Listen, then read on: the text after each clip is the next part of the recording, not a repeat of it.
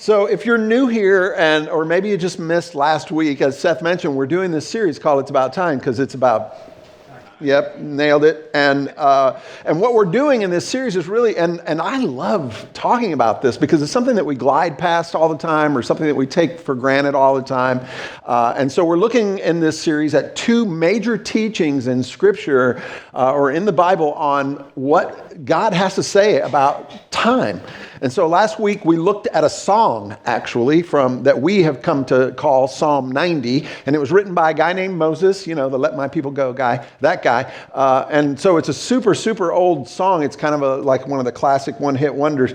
And so Moses, basically in this psalm, talks about time, and he uses this phrase, from everlasting to everlasting, that time runs off into the distance in both directions. And then he talks about how we're just on a little spot in the road, like a tiny, tiny little itsy-bitsy spot in the road. And he doesn't say that to make us feel like we're insignificant or that our time doesn't matter. In fact, he says it for the opposite reason, that if we can learn to measure our time, or he says to count our days or to number our days, then we will begin to treat time like it's something we invest rather than something that we neglect. And so last week I sent you home with some homework, because who doesn't love homework? And I asked you to just sit down with a piece of paper, either just you or with your family or with your spouse or whatever, and write 3 words at the top. And the 3 words were, does anybody remember? No. What matters most? Those were the 3 words. What matters most? Question mark, right? And the goal was to sit down and just write down a bunch of things that matter, that you are like, these are the things that matter most to us as a family or to us as a married couple. And then the hard part is putting those things in order, prioritizing those things, which is what we're kind of talking about today.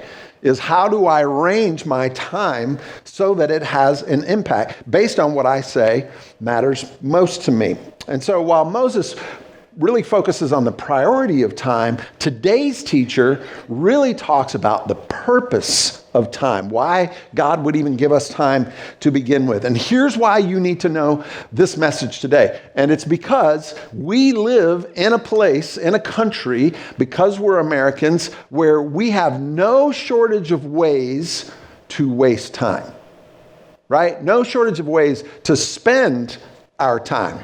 So when I was researching this message, I was looking into all that, and I came across some pretty interesting facts about how we, Americans in particular, actually spend the time of our lives. Okay, so for example, did you know that the average lifespan for an American is 79.1 years? 79.1. I feel like that 0.1 is really crucial. Like, at the end of your life, you're going to be like, I just need the 0.1. I need that, right? And did you know this? That of those 79 years we're on the planet, we spend 26 of them sleeping. 26 years sleep. Some of you are above average on that, but others below maybe. Did you know, and here, this is just a fun fact, but did you know you're going to spend an additional 3 to 5 years just trying to go to sleep? Isn't that crazy? The more I read this, the more I was like, what? So also, if you just work 40 hours a week from the age of 20 to the age of 65, you're going to end up working roughly 13 years of your life. You're going to spend, on average, 4 years driving, 4 years eating, amen, right? 4 years eating, and about, listen, a year and a half of your life in the bathroom. Yeah, I was like, I got that blown away. Like, I'm way beyond that. A year and a half in the bathroom. I mean, just think about, no, we're just going to leave that right there. We're not even going to talk about it. Some of you take really long showers, Seth. Anyway, so he made the mistake of telling me that. So my point is this, that if you take out all those non-negotiables, all those things that we all have to do, it leaves very little time for what you get to do, right? Like, it's less than 20 actual years of what we would call disposable time or free time. And then, did you know that the average person watches 9 years of television? Oh, now we're down to like 11. Also, by the way, 2 of those is just watching commercials. The average person will also spend nearly 3 years of their lives on social media. On social media, you guys, what are we doing? Right? See, so my point is, after you take out all those non-negotiables, there's very little, in fact, roughly about 8 years of free time or disposable time. But it makes it feel like that time's really not that disposable, right? Now, if you combine what I just said with the fact that you're not going to be able to make more time, you realize that, right? You can't manufacture time. We all have a limited amount of that thing. Then that means what we do with that little bit of time we have is really, really, really important. So last week we asked the question, what does it look like to live every moment fully and fearlessly? What does it look like to live every moment fully and fearlessly? But this week, I want us to think about it in this context.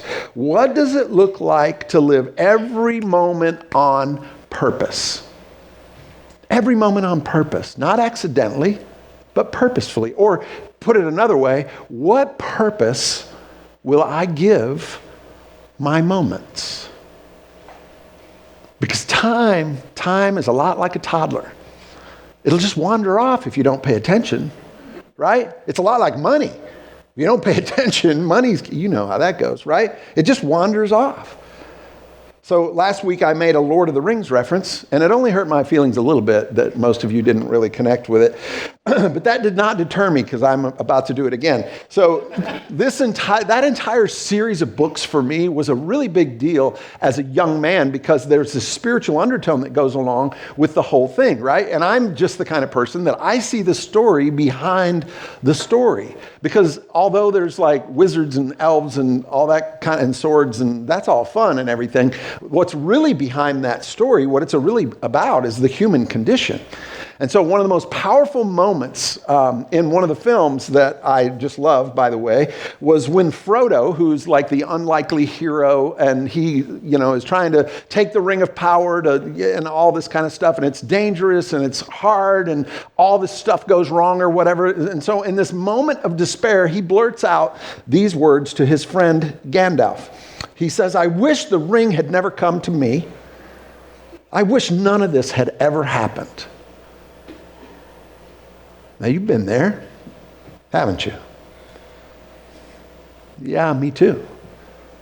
And then Gandalf, with such wisdom, and this, by the way, is very biblical, where he says, "So do all who live to see such times."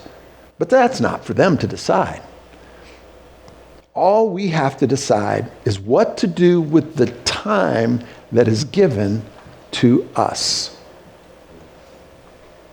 What to do. And the first time I heard those words, my face started leaking. You know what I mean? Because like I said in the video, when God works on the heart, your face kind of leaks. You just start, because that's how I felt. And I know you felt that way too. I bet you felt like at some point you were a victim of your time and your circumstances, haven't you? At some point you thought, I wish this had happened or that hadn't happened. That divorce or that loss that you suffered in your life, that broken relationship, that person you haven't talked to in a long time. Maybe it's like a financial kind of hardship. Whatever it is, that choice you made or you didn't make. And at some point we all wish, can I just go back? Can I just have a do-over? And like Gandalf, God whispers to us, hey, it's perfectly normal for you to have hardship in your life. But here's what you need to do. You need to decide what to do with the time that's been given to you. And here's the thing about this idea, and I remember thinking about this, the older I get, the more I connect with this. This isn't about quantity, because it doesn't matter how old you are or how young you are. Right? It doesn't matter how many ticks of the clock you have left or how many ticks of the clock are behind you. This isn't about quantity. This is about quality. This is about what are you going to do with the time you have? Because here's the truth. If you're still breathing, you're here for a reason. If you're still breathing, You're here for a purpose. And so what are you going to do with the time that you have? Here's the thing. It brings us kind of to this question, which is what kind of purpose am I going to give my moments? And that brings us kind of to this other teaching that I was talking about earlier. So this is from the Bible, of course, and it comes from one of my favorite books of the Bible, Ecclesiastes. That's a fun name to say, Ecclesiastes. Now, I have to warn you about this particular book of the Bible. It's depressing, as in dark, like really dark. So when I was a young Christian and I read this for the very first time, I thought someone had tricked me. Because I was thinking, this cannot be in the Bible. This is too dark, right? This is too depressing. I kept doing this, like I was reading Ecclesiastes and I'd go, because if I was going to make up a religion, I wouldn't put this in there. I just wouldn't, because it's so like hardcore. And so if you've read it, you know what I'm talking about. So let me give you some advice. If after today's message, you're like, you know what, I've never read that book of the Bible. I'm going to go home and read parts of that. Don't do it. Don't read portions, okay? Here's what I'm saying. You got to read the whole thing in one sitting. Otherwise, you'll be so depressed. When you're done, you'll just go lay down in front of a dump truck or something and just, let's just skip to the end. Right. So let me explain what I mean by that, all right? So Ecclesiastes is one of the wisdom books, and so the wisdom books are just a section of books that are all about wisdom. They used to teach them to young Jewish kids and things like that. And so right before this book, right before Ecclesiastes, there's another book called Proverbs. And so the premise of Proverbs is basically this. If you will do this, then your life will probably go okay. If you do that, then your life is probably not going to go well, right? So it's like all these wisdom sayings and things like, hey, if you do this, if you plant this, you'll harvest that, right? But then Ecclesiastes comes along and says, whoa, wait a minute. That's not how actual life always works. Sometimes it doesn't matter what you do, stuff happens, right? So you can eat right, you can exercise, and you can still die from heart disease when you're 48 and you're out jogging. That's a true story. Friend of mine. Or how about this? You can do the right thing. You can do the right thing consistently and still get punished. There are people in prison right now who did nothing wrong.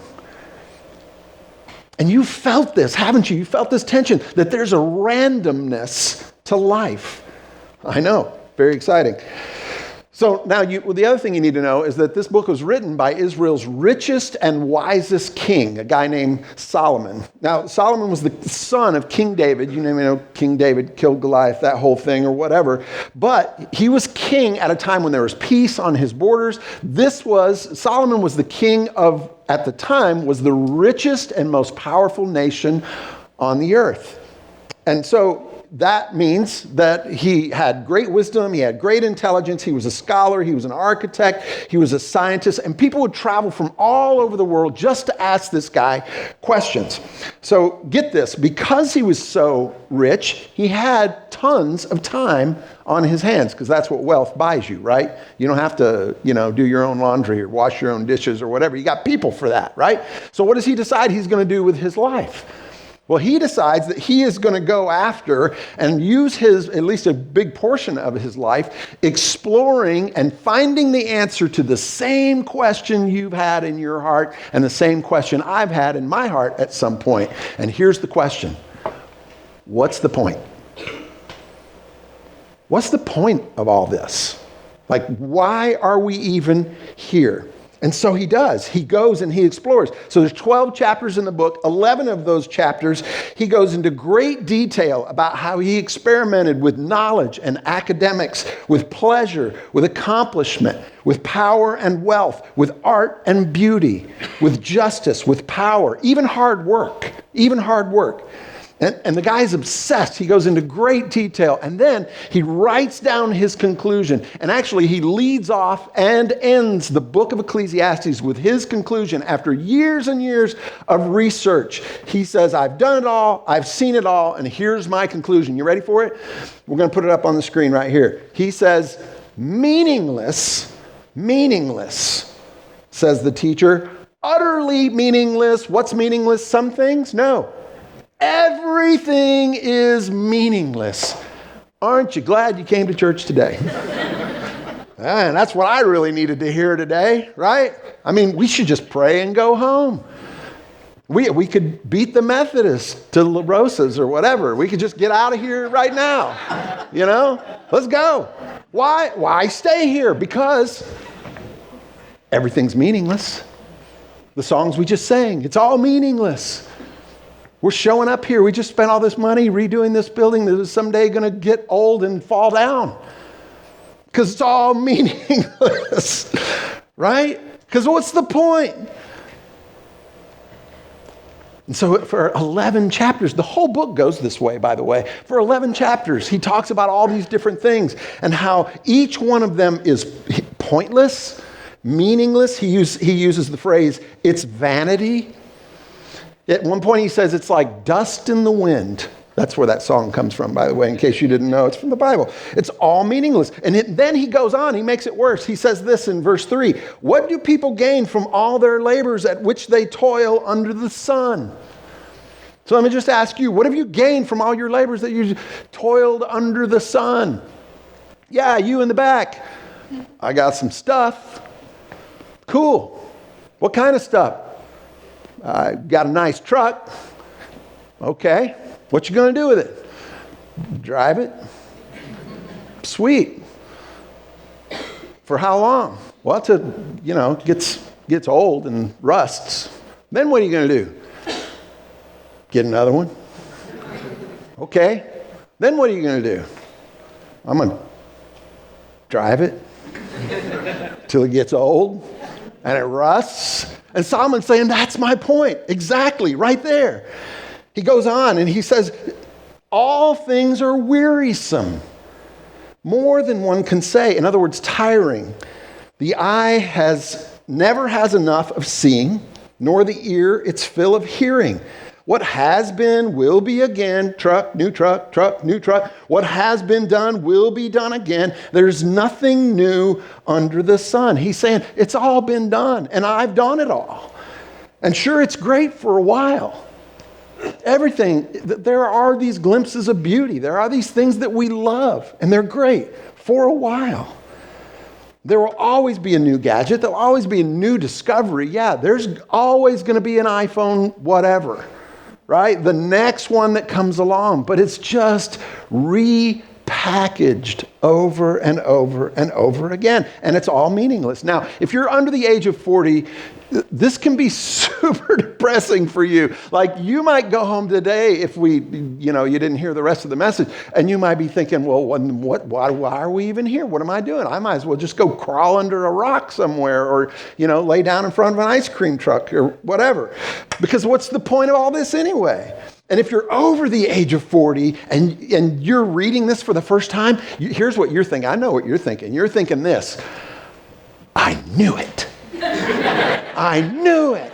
I like this guy. You know why I like this guy? Because I know he's right. Because I've experienced this. Because I thought I'd be happy when I grew up, or I'd be happy when I finally got out of my parents' house. I thought I'd be happy when I finally got to move out of this chintzy little town. I thought I'd be happy if I ever graduated from college, if I could just graduate. I thought I'd be happy if I could get the perfect job. I thought I'd be happy if I could just finally retire. I thought I'd be happy when. And a lot of those things are good, and there's a lot of happiness along the way, but eventually you get to the point where you just go, is this it? Is this all there is? Because eventually, whether it's 10 minutes, 10 weeks, 10 months, 10 years, you start looking around and going, there has to be something more. Who needs a hug? Anybody? Are you feeling it right now? Anybody? Just come on up here. It's okay. Let's not do that. Seth is handing out free hugs right after this. So here's the thing though. Solomon is brilliant. So if you read, this is why I tell you to read the whole book. If you read the whole book, what you'll find is a little tiny 3-word phrase that is stuck in there 29 times. And the 3-word phrase is what we see at the end of verse 9 right here. Under the Son. And he says it over and over. He says it to the point where you eventually start going, why does he keep saying that? Why does he keep saying that same phrase, under the sun? What Solomon is telling us is something you probably already figured out. That if all we have to live for is what we see and experience under the sun, life really is meaningless. If all there is to this life is what you and I can squeeze in between our birth and our death, the bookends of our life, then it's all pointless. And then he makes it worse. He goes on and he says this in Ecclesiastes 9, I've seen something else under the sun, that the race is not to the swift or the battle to the strong, nor does food come to the wise or wealth to the brilliant or favor to the learned. But, and I love this last phrase, but time and chance happen to them all. If you're over the age of 35, you already know this. You worked out, you got your body just right, and then you stepped out of the shower one day and went, what happened? Right? What happened to you? Time. Time happened to you. Or you did everything right, and then your life just went off the rails, and you threw up your hands, and you were mad at God, and you said, why me? You know what happened to you? Chance. Because time and chance happen to us all. You may do it all right, and maybe it does go well for you, at least for a while. Maybe you do well in school, you get the great scholarship, you meet Mr. or Mrs. Right, which, by the way, there's no such thing. Right, your job is perfect, your teeth are perfect, like everything's all lined up or whatever, and then one day the bottom just falls out because, I promise you, time and chance, they happen to us all. Under the sun. Under the sun. But here it is. Solomon's point isn't to make us feel hopeless or even helpless. His goal is to get his readers to come to this very important conclusion. If everything is meaningless under the sun, God, I hope there's something beyond the sun. I hope there's something more to this life than what you and I have to experience under the sun. That's his whole point. In fact, throughout the book, he makes it clear that if you want to find meaning in this life, you won't find it under the sun. But only in living for things beyond the sun will you find hope. Somebody in here just needed to hear that today. That only in living for things beyond the sun will you find hope. It's not that hope doesn't exist. It's that it's beyond the sun. He hints at it in chapter 3 when he says this about God. He says, He, meaning God, has made everything beautiful in its time. He has also set eternity in the human heart. Yet no one can fathom what God has done from beginning to end. Solomon's saying, yeah, there's some beauty underneath the sun. You'll see those moments. You'll run across, you'll meet that person and you'll be like, this is amazing. You'll see a sunset, a baby that smiles at you when you talk to it instead of cries. I mean, there are these moments of beauty, right? And you've experienced that. But what Solomon is saying is that's just a hint of what is out there beyond the sun. That is what eternity is pointing back to, or those things are pointing back to eternity. And then he basically says, this whole thing, it's why you know. And you've always known, haven't you? Even before, church and God and somebody handed you a Bible or whatever, you've always known that there's something else, haven't you? Deep in your heart. Even if you're not a Christian, even if you're here today and you're like, I don't know about this whole God thing, you've always known that there's something else beyond the sun. So what does that mean for us? So you're like, okay, Dan, are you saying that what I'm doing is meaningless? Like raising my family is meaningless, my job is meaningless, and some of you are like, yeah, my job really is meaningless. But like that I need to just sell everything and just pray all the time, become a missionary, live in a hut in Djibouti or somewhere. That's a real place, by the way. I mean, Solomon literally says that everything is meaningless. No. What he says is everything is meaningless under the sun. Yeah, exactly. And so what does that mean for us? That means we have to figure out how to move this life beyond the sun. And it's simply this: make sure that you give your life under the sun, meaning beyond the sun. Make sure you get, now that'll melt your little noodle right there if you try to think about that too much, but I think that's really important. How do we make sure that we give our lives under the sun, meaning that's beyond the sun? Let me put it to you this way, and you already know this to be true, but I'm just going to put it in kind of a bottom line kind of way. You can either try to squeeze whatever you can out of the bookends of your birth and death. You can do that if you want to.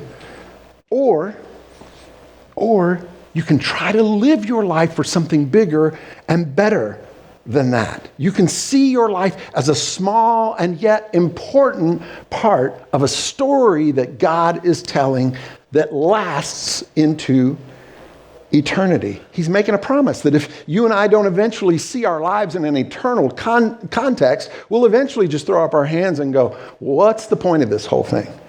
In short, the way to live a hopeful, purposeful life is to live for something bigger and better than what we find under the sun. To redeem the time that's been gifted to us. So that word redeem is like a financial thing, right? It means to exchange something of value for something of greater value. To exchange the time you've been given for something even more powerful, eternity. Right? So so we're always asking ourselves, right? How can I save time? But here's a better question. And the question is, how can I redeem the time I've been given for something eternal? Solomon's saying it's all about context, right? He isn't saying that everything you do is pointless. He's saying the opposite. He's saying that why you do what you do and how you do what you do moves it beyond under the sun, right? It gives it eternal meaning. So do you make money simply to hoard it and make yourself comfortable? Or do you make money to feed your family, to love them well, and to invest in other people? Do you raise your kids just to survive them and try to, squeeze some love out of them before they turn into teenagers? Because that's real, right? So, or do you see that child as an eternal soul that you're in charge of just for a short period of time? I'm not saying that everything we do that expires doesn't matter. I'm saying what Paul said when he wrote to this young church in Colossae. In the book of Colossians, we read this. He just says, he bottom lines it, says it way better than I can. Whatever you do, whether in word or deed, do it all in the name of the Lord Jesus, giving thanks to God, the Father, through him. God, thank you that there's more than just what we see under the sun. So I made up some really random questions that are hopefully just going to help you kind of think through this a little bit. Are you raising your kids for life beyond the sun? Are you treating your customers like there's life beyond the sun? Are you treating that annoying guy at work like he has eternity planted in his heart? Are you making your life count for something that's beyond the sun? So you just saw those baptisms. For me, being a part of that I knew at that moment, I was a part of something that was beyond the sun. The way I treat waiters and waitresses with respect, that's because I believe that they're eternal souls. Watching our kids sing on Christmas up here, which was just a hot mess and amazing at the exact same time. That was an eternal thing to witness, right? Spending time with my new granddaughter. Every one of those things are eternal. Why? Because I understand the how and the why I do what I do. And here's the thing. This has nothing to do with quantity. It doesn't matter how old you are.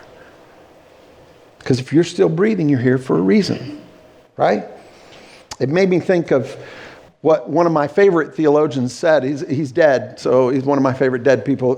His name's G.K. Chesterton, and he said this. I think this quote just frames it so very well. He said, "How much larger would your life be if yourself could be smaller in it?" Here's what would happen. You would break out of this tiny, tawdry theater in which your own little plot is always being played, and you would find yourself under a freer sky. Man, I love that. So here's how I do that, and we're just going to wrap up kind of with this thought here, which is I've started asking myself this question, and it's super simple. And if you're going to write something down, write this down, or you can take a picture of it, or however, whatever, you just do your thing, right? If I were going to get a tattoo of something, I might get this, like not in Hebrew or anything, just in English, right? So here's the question. Is what I'm doing today going to outlive my tomorrows? Doesn't matter what I'm doing. I can ask myself that question anytime. Is what I'm doing today going to outlive my tomorrows? See, what you'll end up doing if you start asking yourself questions is doing and living life for something beyond the sun. So, okay, that's enough of the preaching. So let's just have a little conversation here, because here's what I know. I know that there are people in this room who've been doing this, right? You've figured this out at some point, and you've been doing your best, like to try to align your life with the way God would have you live your life. I know you're here. I also know there are some people here who maybe because of, just Christians or because of the church or because of some other reason, you wandered off at some point. And then I also know there's probably a few people here who have never, ever begun a relationship with God. Like a real relationship with God, not a religious thing, just a relationship with God. And so without, all the preachery kind of things or whatever, I just want to talk to you for just a second and just say this to you. You know there's something else, right? Beyond the sun, you know. But here's the thing. It's better than anything you think. It's better than you can imagine. There is a God that loves you so desperately and so much that he wants to have a relationship with you to the point where he sent his one and only son to die on a cross in order to purchase something for you that you could not purchase for yourself. And so right now, today, I just want to encourage you to lean into that a little bit further. As awkward, as uncomfortable as that might be, I just want to encourage you to place your faith in something that is not under the sun, because everything under the sun rusts and expires. There's something more. And so just explore that. So right now, I'm just going to lead us in a prayer. Seth's going to come and close us out, but I just want to pray for those of you who are far from God or have no relationship with God whatsoever. Let's just close our eyes. And it's not, you don't have to close your eyes to pray. It's about shutting everything else out and just having a moment alone with God in a room full of people. You can do that. And you can just say to him right now, God, I don't understand all this stuff. I don't understand all this stuff about you and, all that stuff he was saying about under the sun and all that, but I know there's something more. And I give up because I've tried doing it myself. I've tried directing my own life, running my own life my way, and it's not working. And so, God, the best way I know how right now, I'm just surrendering my life to you.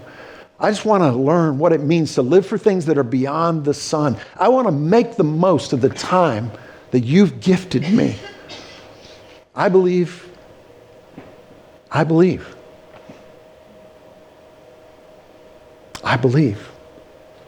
As shaky as that might be right now, it's all I've got. And so, God, change me. Take my life and move it beyond the sun. And it's in Christ's name we pray. Amen.